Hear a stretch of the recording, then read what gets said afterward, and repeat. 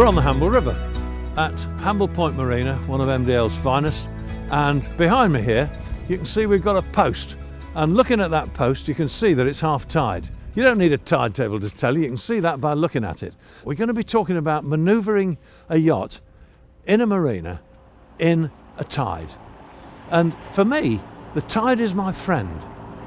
It makes things easier. It doesn't make things harder, but there are one or two basic rules that you have to follow and one or two understandings that are needed. For example, if you call up the marina and he gives you a berth that's going to be down tide, you're going to be going in with the tide behind you into a finger berth and the tide's running at 2 knots. What you have to do is say to the marina operator, unless, of course, you really know how to handle your boat and you're totally confident, you say to the marina operator, look, I'm awfully sorry, I can't get into that berth. Can you give me another one that's going in up tide? Because that's the way you want to manoeuvre the boat. And that's what you have to do. You have to be ready and willing to reject a berth if you don't like the look of it, or at worst, to hang around for slack water, and then you can get into it okay. Because the wonderful thing about manoeuvring in a tide is this, that so long as your bow is pointing into the tide, you've got water flowing across your rudder. And therefore you can always steer the boat. And you can steer the boat moving as slowly as you like over the bottom. Because if the tide's doing 2 knots past a berth and you approach it into the tide, you're doing 2 knots. And you're still doing 2 knots when you come alongside. So you've got perfect control of the boat.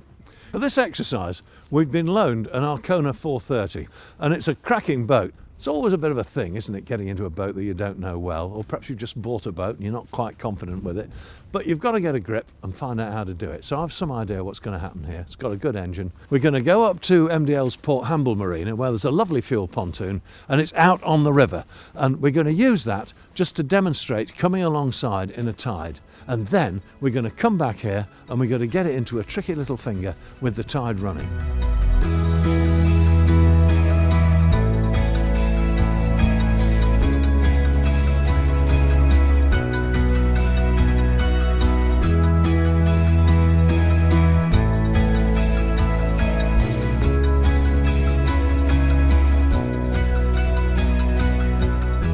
Right, we've got a situation here.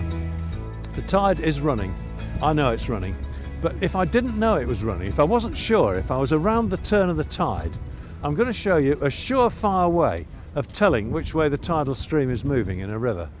And it's dead easy. And what I'm going to do, I'm going to put the boat square across the river and motor very slowly from one side towards the other.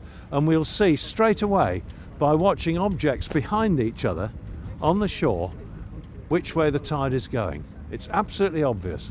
Now, as we go across the river, I'm aiming at the moment straight towards those berths over there, and I can see by watching what's happening behind them, the background behind the berths in the foreground is moving out from left to right, and that's showing us quite clearly that the tide is carrying us from left to right.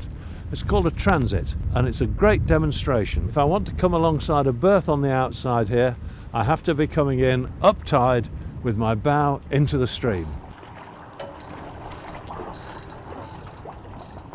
Right, well, we're going to come alongside the fuel berth now. Tide's running that way, my bow is into the tide, so I've got water flowing across the rudder.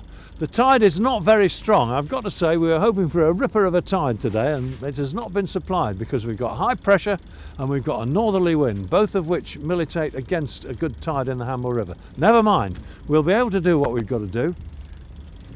First thing I do is have a look round, making sure I'm not going to come with grief and cause problems for anybody. And then I'm going to look at the fuel berth. It's just over here. I'm eyeballing it, and I'm seeing there's a big blue sign in the middle of it. And I can see that behind it there's various boats and things. So as I approach the berth, I'm going to make sure that that sign stays exactly in transit with the boats behind it. And that means I'll be moving straight in onto that berth. I won't be going forward of it or behind it. If there was a load of boats there and I had to hit a gap, that's how I would do it. And remember that it's me, where I am, that's looking at that berth, that's looking at that sign, not the man on the bow. He's seeing something different because the boat's 43 feet long. So in we go. Now you'll notice I'm heading in towards the berth.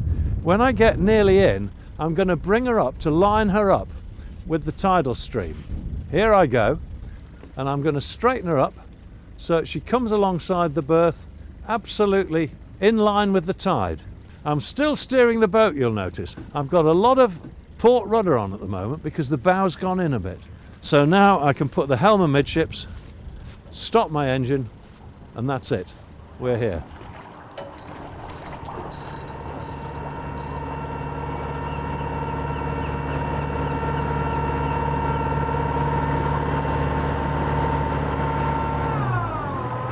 I'm shaping up for a berth in MDL's Hamble Point Marina. As I see it, what I've got to do is slide in between a catamaran and what looks like a big Halberg Rassie with her stern to me. And that's where I'm going, and my berth is immediately inside there. It'll be on my port side, so I'm going in up tide. And that's the critical thing. I've got to be going up tide. If it was down tide, I'd just tell him I was going to wait for an hour, because that's all it'll take. Go somewhere else for an hour and then pop in easy. But as it is, he's given us an up tide berth, which means that as I'm going in, I've got water flowing over my rudder the whole time. Even when I'm alongside the dock, I'm still moving through the water. So I've got complete control. Much better than doing it in slack water, really, isn't it? The only thing is, there are one or two things to watch out for. As we turn in, we will be going across the tide. And when we're across the tide will carry us down, and it'll carry us towards the boats that are on our starboard side. And we've got to make jolly sure that we don't get too close to them. And if we get very close, we've got to remember that the boat pivots about the keel, so that when I turn the wheel that way, the bow goes that way, but the stern goes that way. And if I'm within 5 or 6 feet of the boat down there, I'm going to whack him with the stern. When I whack him with the stern, I lose all control, my bow falls off, and it's tears. So we don't let that happen. We stay well off the boats on the down tide side. You must be sure that your crew know exactly what they've got to do when you come in. Sometimes you see a boat coming in and people are flamming about with the ropes. They don't know what's happening. Crew's got to know exactly what they've got to do. The ropes have got to be ready for them. The fender's over. And then your job is so much easier at the helm. So I'm going to make a good turn now, because I don't want to be carried right past the berth. I'm taking it as slow as I dare. Here we are. I'm watching this very closely, but I think I'm clear of him now. So now I'm sliding sideways down between the boats.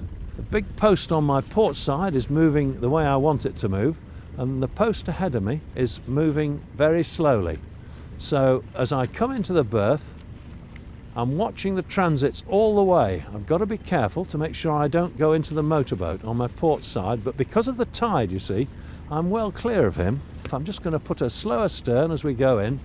Now I'm heading straight up into the tide because I'm clear of the motorboat and she's moving nicely along.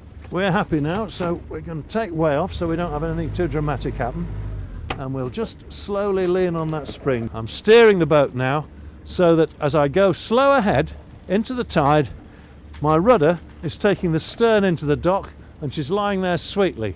This was a relatively easy berth to get into because we came in out of the river and just slid in here and came in starboard side too. Nice and easy. If they'd given us a port side 2 berth, like the one over there where that motorboat is, we wouldn't have been able to do that when you think about it, because we'd have been coming in from the river and we'd been going past the berth instead of into the berth. So what you do then, and this takes a little bit of confidence and it takes a little bit of time to do it, but it is so worth it. Don't try and scream round the corner.